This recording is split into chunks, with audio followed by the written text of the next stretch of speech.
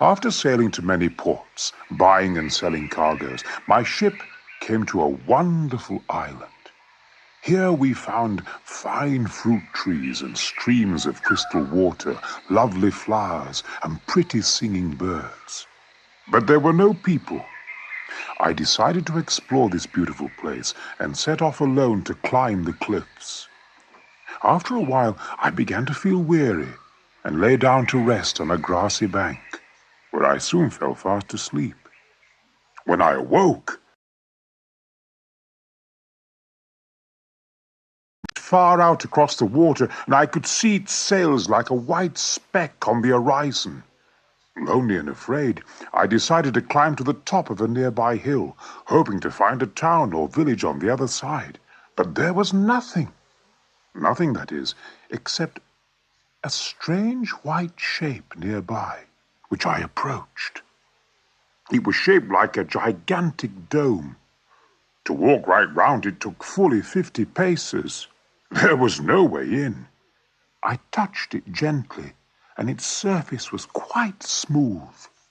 Suddenly, the sky darkened and the wind gusted around me. I looked up and saw a monstrous black bird swooping down towards me. Its mighty wings spread wide as it settled on the great dome. From the very size of the bird, I knew that this was the giant rock, and the dome was the top of its huge egg. I had heard stories of this fantastic beast, of its size and strength, but I had not believed them. Now I lay smothered under its huge belly. Soon, the great bird was asleep. I thought of a plan to help me off the island. I unwound my turban and twisted it into a crude rope. I tied one end round the bird's leg, which was the size of a tree trunk, and the other round my waist.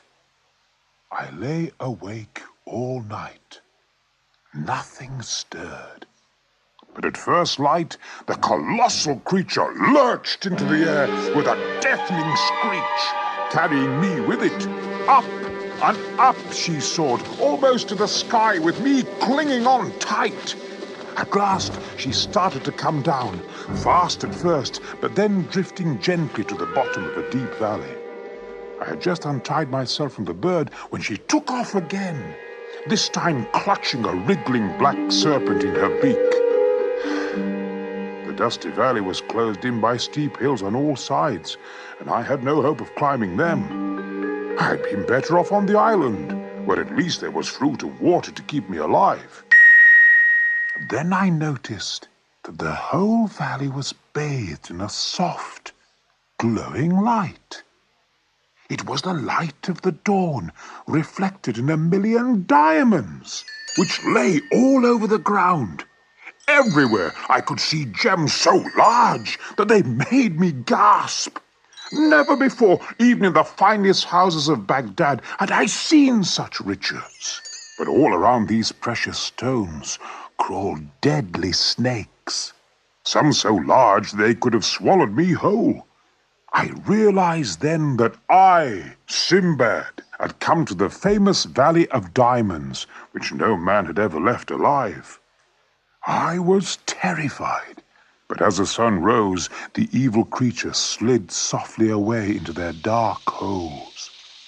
I roamed this bowl-shaped valley all that day, searching for water and a safe place to shelter for the night. At last, I found a small cave on a slope. After looking all around to make sure there were no dangers inside, I hauled a massive stone across the entrance to leave just a chink of light. All night I lay quaking with fear as the snakes and serpents hissed around the opening to my cave, their whip-like tongues poking through the gaps round the stone. At dawn, the creatures began to slink away to their hiding places. So tired and very hungry, I rolled back the stone and ventured out again into the sunlit valley. I had walked only a few paces when something hurtled past me down the hillside. It was the body of a sheep. Then 2 or 3 more crashed down nearby. These were being thrown down the steep slope by diamond hunters in the hope that the gems would stick in their animal's fleece. Giant eagles pounced on the sheep and carried them off for food to their nests high in the mountains. There the hunters could frighten away the birds and collect the diamonds. Now, I had feared that there was no escape from the valley, but when I saw an eagle swoop on the carcass of a sheep and carry it off, I had an idea. First, I crammed all the diamonds I could into my pockets. Then I chose the largest sheep, unwound my turban again, and tied myself to it.